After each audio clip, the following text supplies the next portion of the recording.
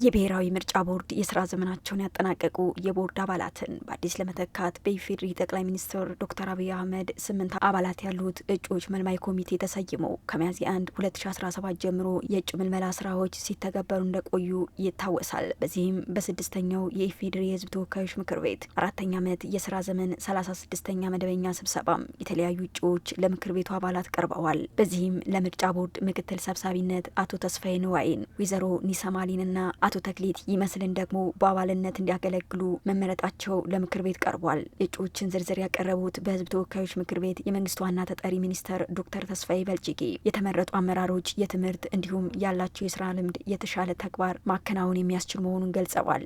የሚካሄዱ ምርጫዎችና ህዝበ ውሳኔዎችን በገለልተኝነት ተአማኒ፣ ፍትሐዊና ሰላማዊ በሆነ መልኩ እንዲያስፈጽም ውጤታማ አመራር እንደሚሰጡ የታመነባቸው እጩ የቦርዱ ምክትል ሰብሳቢና አባላት ሹመት በህዝብ ተወካዮች ምክር ቤት እንዲጸድቅ በህገ መንግስቱ አንቀጽ 102 ንዑስ 2 በአዋጅ ቁጥር 1133 ህዝባር 2011 አንቀጽ 5(7) መሰረት በክቡር ጠቅላይ ሚኒስትራችን በደብዳቤ ቀርበዋል።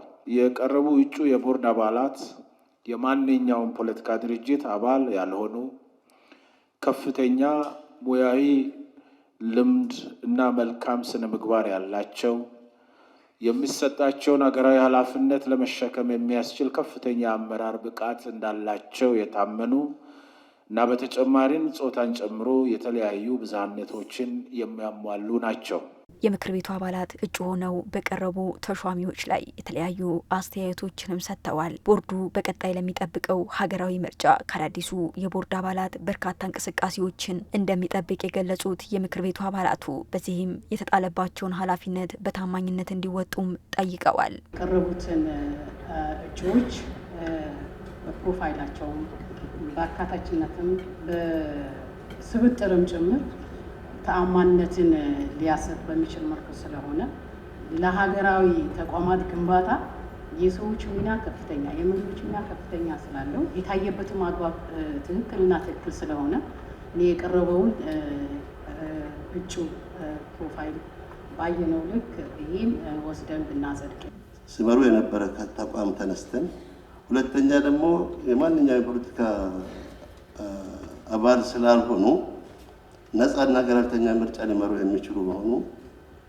ቢወሰድ የሚል ሀሳብ ለመስጠት ነው። ካላቸው ሙያ አንጻር ከሰሩት ኃላፊነት አንጻር አሁን በኢትዮጵያ ሕዝብ ፊት በ130 ሚሊዮኑ ፊት እና የአሁንና ቀጣይ ትውልድን በሚያስተሳስር መልኩ ኃላፊነታቸውን እንዲወጡ ነው። ያንን ካደረጉ ያደርጋሉ የሚል እምነት አለኝና ይህን ማሳሰቢያ ወይም ሀሳብ ለመስጠት ነው።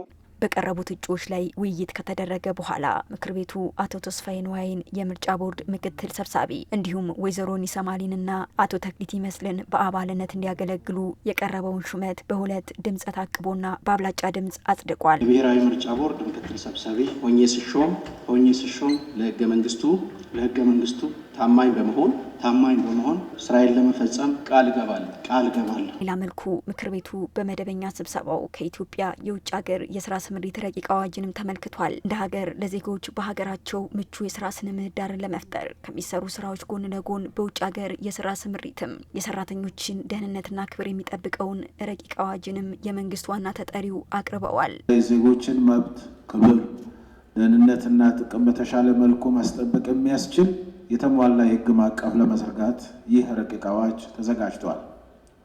ረቂቅ አዋጁ ስለ ስራ ስምሪት አገልግሎት፣ ስለ ስራ ሁኔታዎች፣ በኤጀንሲ ስለሚሰጥ የስራ ስምሪት አገልግሎትና ስለ ኤጀንሲዎች ደረጃ፣ በኤጀንሲዎች የሚፈጸም ጥፋትና ስለሚወሰዱ እርምጃዎችና ስለ ማህበራዊ ደህንነት አገልግሎት የተመለከቱ ድንጋጌዎችንም አካቷል። ምክር ቤቱ በቀረበው ረቂቅ አዋጅ ላይ ከተወያየም በኋላ ለዝርዝር እይታ ለሰው ሀብት ልማት ስራ ስምሪትና ቴክኖሎጂ ጉዳዮች ቋሚ ኮሚቴ መርቷል።